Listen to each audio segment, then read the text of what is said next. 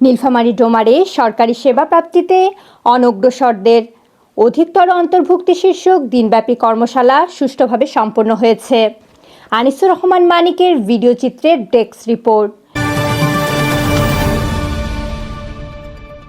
সোমবার 12 জানুয়ারি সকাল 11টায় ডোমার উপজেলা পরিষদ হলরুমে এই কর্মশালার আয়োজন করেন আরডিআরএস বাংলাদেশ। আরডিআরএস বাংলাদেশ নীলফামারী জোনের সিডিএস শফিকুল ইসলামের সঞ্চালনায় অনুষ্ঠানে প্রধান অতিথি হিসেবে উপস্থিত ছিলেন উপজেলা সহকারী কমিশনার ভূমি মুন্না রানী চন্দ। ইউনিয়ন ফেডারেশন অনগ্রসর সমাজসেবা অধিদপ্তর নিবন্ধন হওয়ার জন্য উদ্বুদ্ধ করে। অন্যান্য বেসরকারি সংস্থা যারা শুধুমাত্র অনগ্রসর ব্যক্তিদের নিয়ে বিশেষ কার্যক্রম পরিচালনা করেন, তাদের সাথে অনগ্রসর ব্যক্তিদের যোগসূত্র তৈরি করতে ফেডারেশনের সহায়ক ভূমিকা পালন করে। এ সময় বিশেষ অতিথি হিসেবে উপজেলা স্বাস্থ্য ও পরিবার পরিকল্পনার কর্মকর্তা ডাক্তার রায়হান বাড়ি, কৃষি কর্মকর্তা কৃষিবিদ রফিকুল ইসলাম, সমাজসেবা কর্মকর্তা ফিরোজুল ইসলাম মধু প্রমুখ বক্তব্য রাখেন। সর্বশেষ বরাদ্দ আসছে 22 সালে, ও সময় এরপর 23 সালে অনলাইন আবেদন নিচ্ছে, 24 সালে নিচ্ছে, আবার 25 সালেও নেওয়া হলো। সেক্ষেত্রে আমাদের এখন প্রায় 8,000 জন অনলাইনে পেন্ডিং আছে, অপেক্ষমান আছে।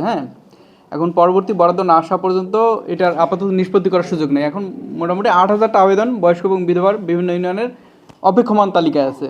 তো আমি দু একটা কথা বলি আমাদের বয়স্ক, প্রবীণ এবং প্রতিবন্ধী নিয়ে আর কি। প্রতিবন্ধী যারা আছেন তাদের ক্ষেত্রে আমরা প্রথমে স্ক্রিনিংটা আমরাই করি যে তারা আসলে প্রতিবন্ধী কিনা। তো আমরা যেটা দেখছি সেটা হলো যে কিছু কিছু ক্ষেত্রে যারা প্রতিবন্ধী নয় তাদের ক্ষেত্রেও তারা আবেদন করে থাকে, যেটা আমরা অনেক সময় পারমিট করি না, আমরা অনুমতি প্রদান করি না। সেক্ষেত্রে আপনারা অনেকেই মন খারাপ করে থাকেন যে আমরা তো আসলে এটা পাওয়ার অধিকার রাখি, কিন্তু প্রতিবন্ধীর সংজ্ঞা কিন্তু বলা আছে যে জন্ম থেকে যেটা প্রতিবন্ধী সেটাই প্রতিবন্ধী, অথবা জন্মের পরে যদি কেউ ডিজেবল হয়ে যায়, একদম কমপ্লিট ডিজেবল হতে হবে তাকে, সেটা প্রতিবন্ধী। কিন্তু একটা হাতের আঙুল যদি কারো ভেঙে যায় তাহলে সে কিন্তু প্রতিবন্ধী নয়। তারপর মোটরসাইকেল চালাতে যদি কারো একটা আঙুল ছিঁড়ে যায় সে কিন্তু প্রতিবন্ধী নয়। কিন্তু এগুলো আসার কারণে সত্যিই যারা প্রতিবন্ধী তারা কিন্তু সুবিধা পাচ্ছে না।